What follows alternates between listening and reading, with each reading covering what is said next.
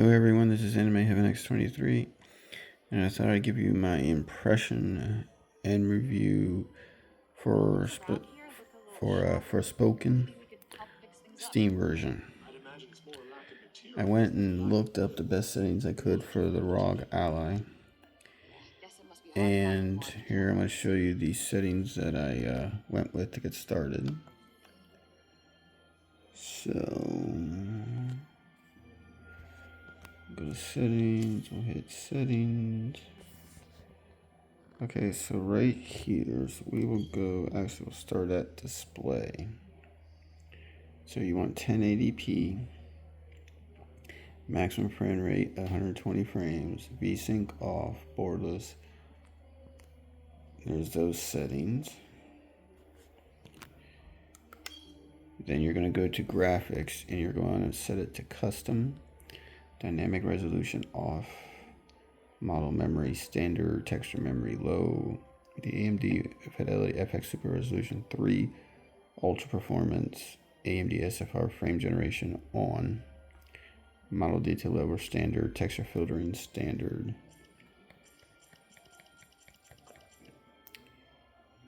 Reflections standard, and it's off, or motion blur off for depth field, fall quality, cloud quality, shadow quality all low, ray traced shadows off, ambient occlusion standard, ray trace ambient occlusion off, and it's a temporal AA.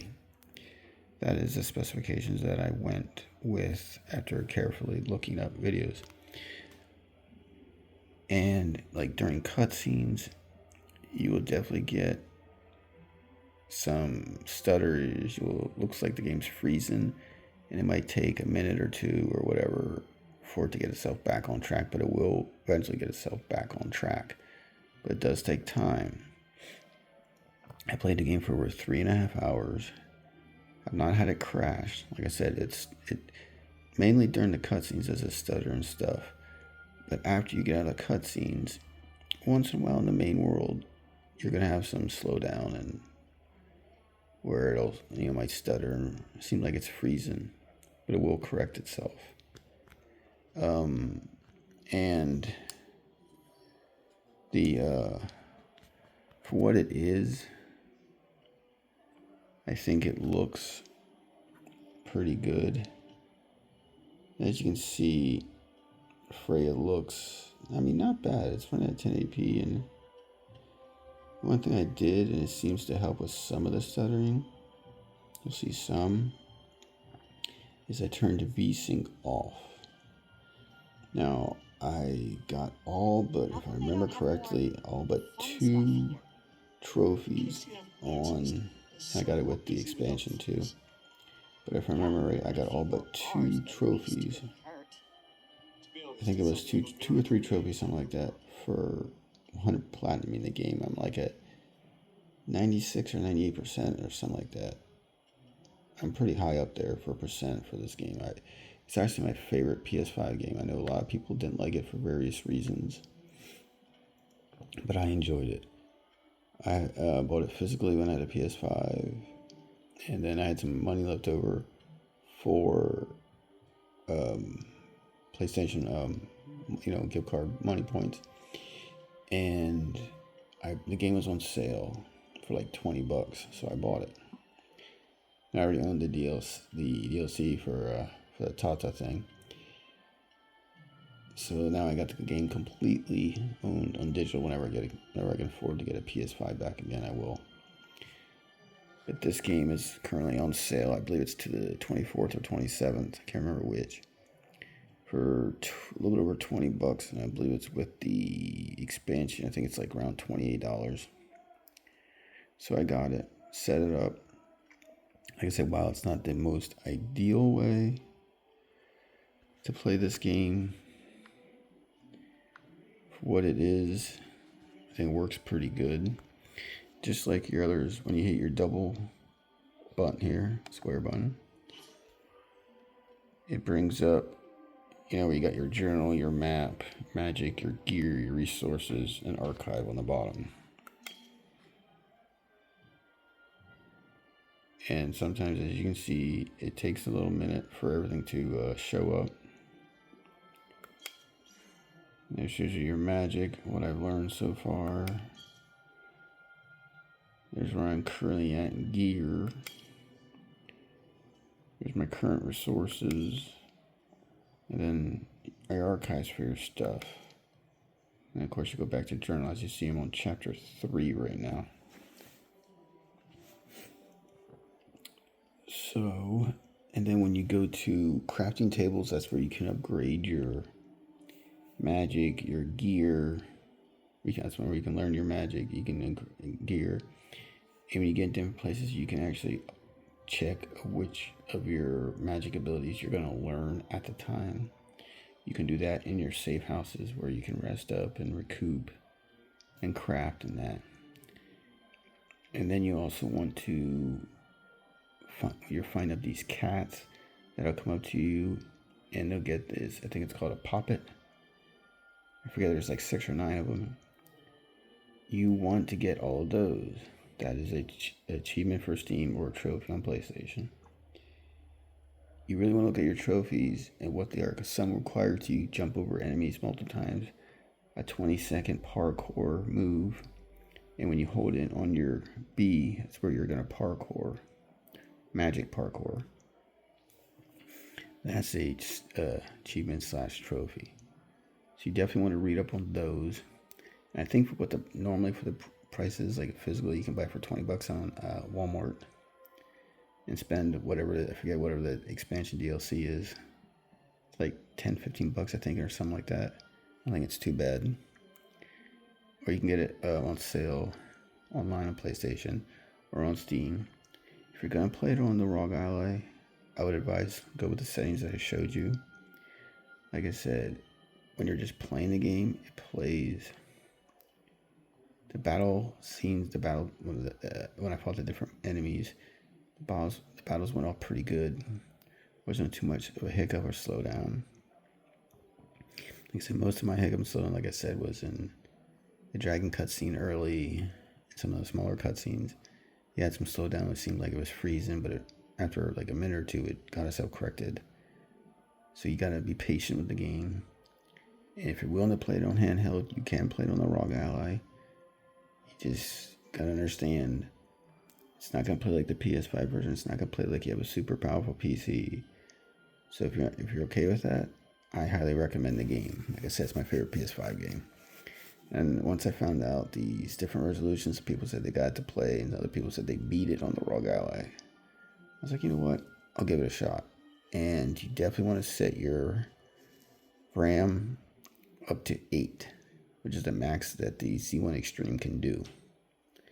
Now, of course, if I had the ROG Ally X, I could do more. I think it's like 10 or 12 you can do on that.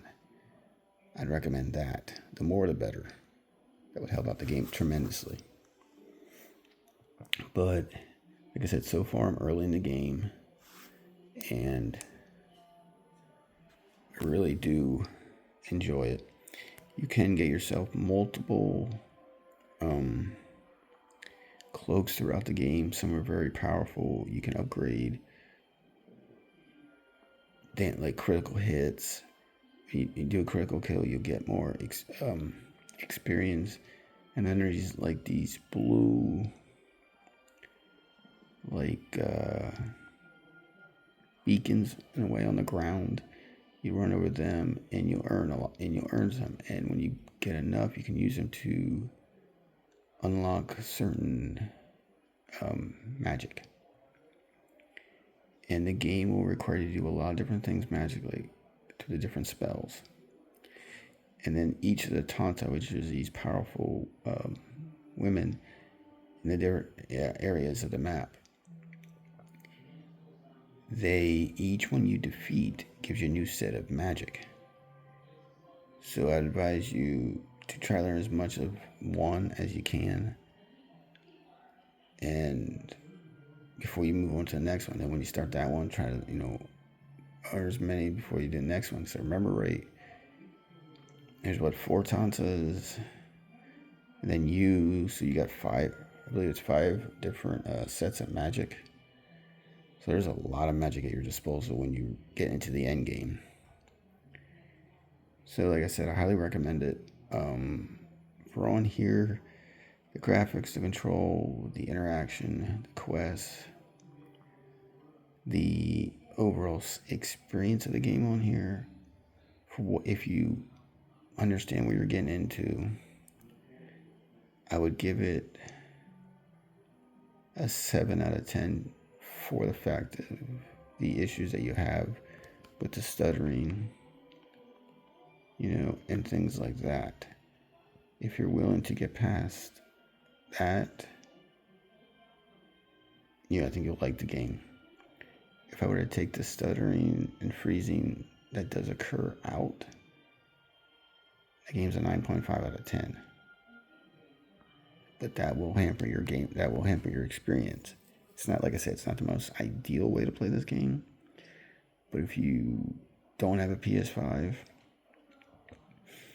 and you're new into PC gaming and you want to play the game, you can give it a shot right now for, I think, all in for under $29.